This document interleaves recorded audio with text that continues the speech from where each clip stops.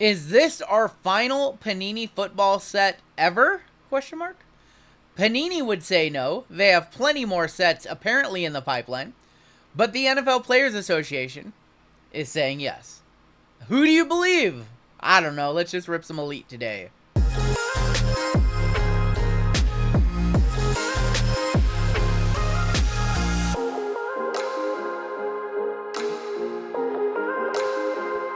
What's going on, YouTube? RGL coming at you with a brand new video, and today we're checking out what could potentially be one of the final Panini Football releases ever? Question mark? Forever, forever, ever, forever, ever. You just don't know. We have not heard too much about this NFLPA contract issue that they've got going with Panini and wanting to turn the reins over to Fanatics, and now we're hearing potentially Fanatics maybe doing some unlicensed sets a la Panini Baseball, a la Leaf, like they do. It's crazy times in the industry, and all I know is today we have a box of 2023 Elite. First off the line, we're going to get 2 autographs, 1 memorabilia per box. One of the autos is going to be an FOTL exclusive, I believe a black Pen Pals, I believe, which is one of the better autograph sets in Elite.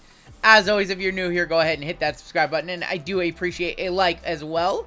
This is going to be one of our first sets featuring the 2023 NFL rookie class in their pro uniforms. So these are licensed cards. They're not collegiate. We've had a couple of other sets come out, but the rookies have been in their collegiate uniforms, like with Luminance last week. And now we've got Elite, and I don't know if this is going to be our last set ever.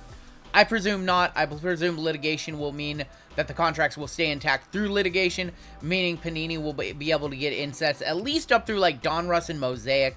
So I'm expecting to see a Mosaic. I'm expecting to see all those early release products. But I don't know if we're going to get to Prism, honestly. I don't know if we're going to get to Optic. I don't know if we're going to get to Select. But while we have it, we're going to enjoy it. And we're going to see what happens. It's a wild times as far as football cards go. The price of all 2020 product has absolutely 2022 product has absolutely skyrocketed. Optic now closing in on over $1,000. And I'm not seeing the price movement on those singles go up. So 2022 football products are becoming pretty much not unattainable, but there's really not much sense in ripping some of that stuff at those price points that we're seeing in the market right now, which is great because 2023 football is coming out. So now it's time to turn our focus to the rookie class of Bryce Young, CJ Stroud, and so on and so forth, Anthony Richardson. There's the back of the box. Hobby did release on Friday.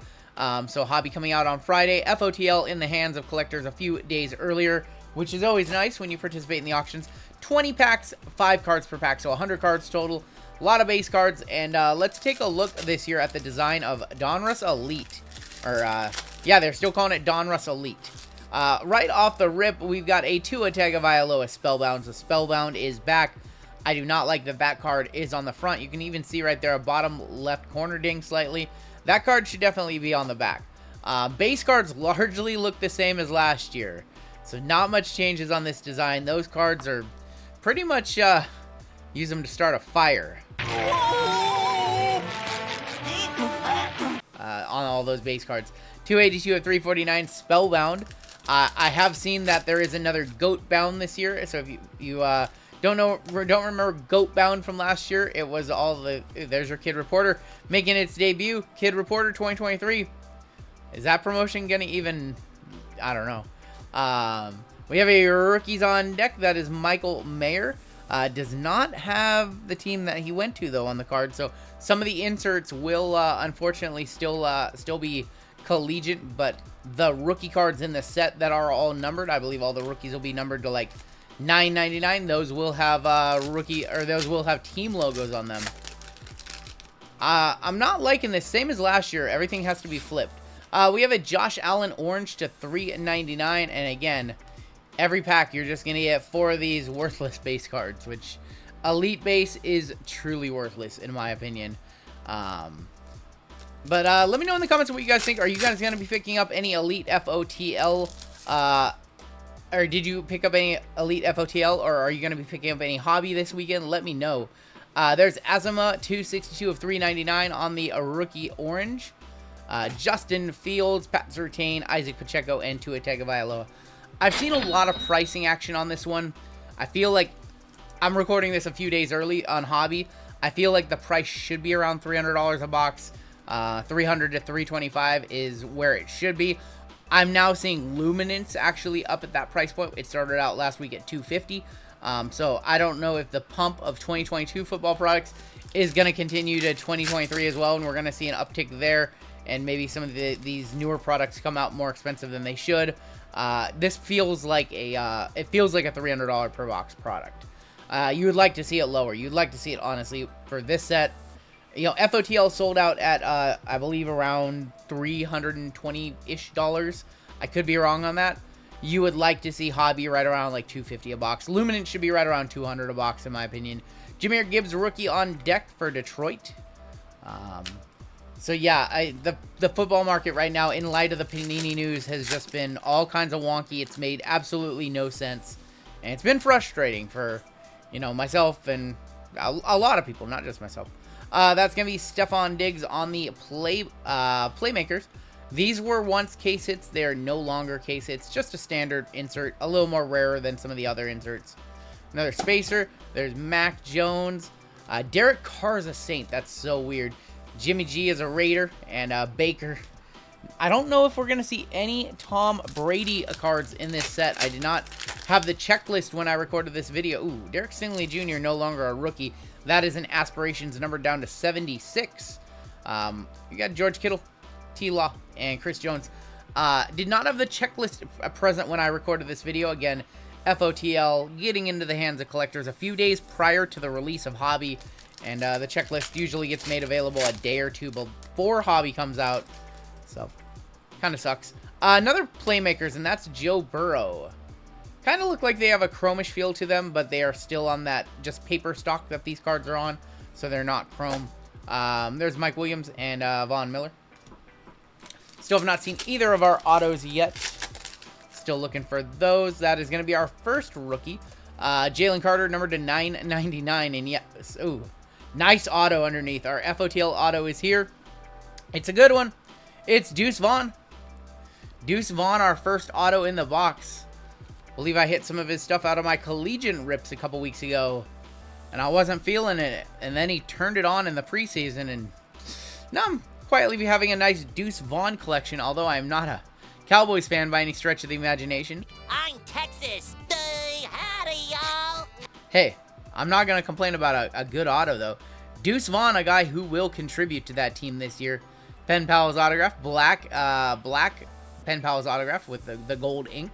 That is the FOTL exclusive auto right there. There's Roger. Wow, Rogers as a Jet. That might be his first card as a Jet. Jalen Carter was numbered down to 990, or up to 999, I should say. Definitely not down to 999 when you're numbered that high. I should have another insert. That's going to be a Bryce Young Rookie Elitists. On the Bryce Young Rookie Elitists. Again, you don't see a Panthers logo anywhere on that one, unfortunately. So, the rookies on the inserts are definitely missing their, at least logos at the very least. It's kind of weird, actually, with Elite, how it's usually like that, too. It's weird how the rookie cards and the autographs, they get, you know, jerseys, but then on the inserts, they don't. Elitists of Joe Burrow. And then just more base. There's just too much base in this product. And maybe some people like the base cards, and I get it if you do, but we're opening 20 packs, and all we care about is one card.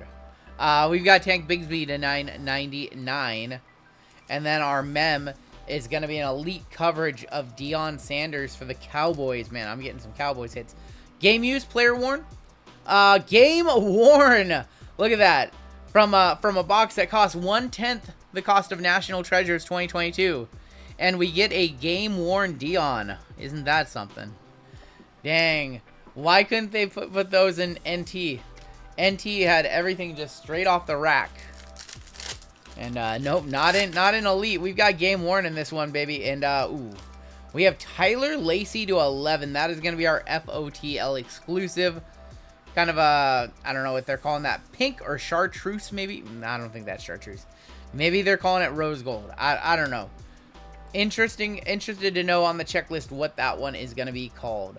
I think there's FOTL is to 11 and also to 3. So we didn't get one of the lower numbered ones.